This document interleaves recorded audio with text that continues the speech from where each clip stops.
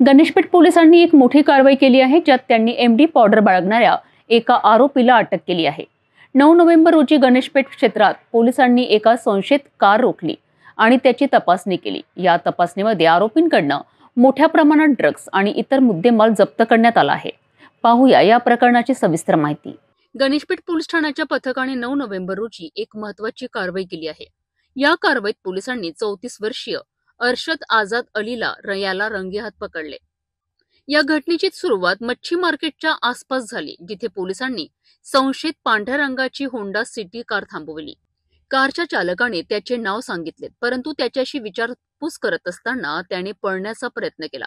मात्र पोलिसांनी त्याला पकडून कार आणि त्याच्याकडून इतर वस्तू जप्त केल्यात।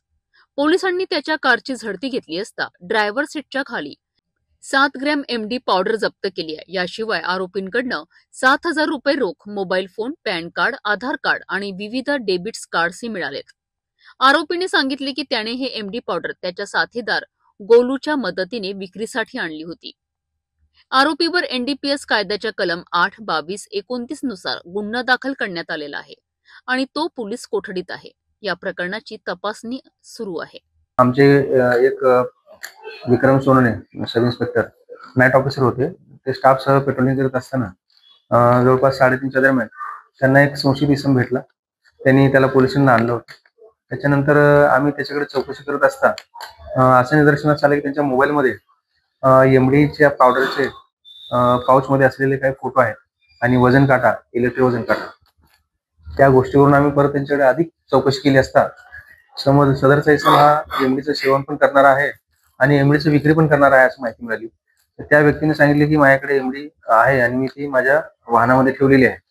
तर अशी माहिती मिळताच आम्ही एनडीपीएस च्या ज्या तरतुदी आहेत त्या पुरेपूर पद्धतीचं पालन करून आम्ही ही कारवाई केली आहे। त्याच्या कारमध्ये आम्हाला एकूण 7.42 ग्रॅम एमडी, अंदाजे 29,680 रुपयाचा मुद्देमाल आहे। त्याच्याशिवाय त्याची कार आणि त्याच्याकडचा मोबाईल असं सगळं आणि 7,000 रुपये असे एकूण 2,46,000 रुपये 680 रुपयाचा मुद्देमाल एकूण आम्ही जप्त केलेला आहे।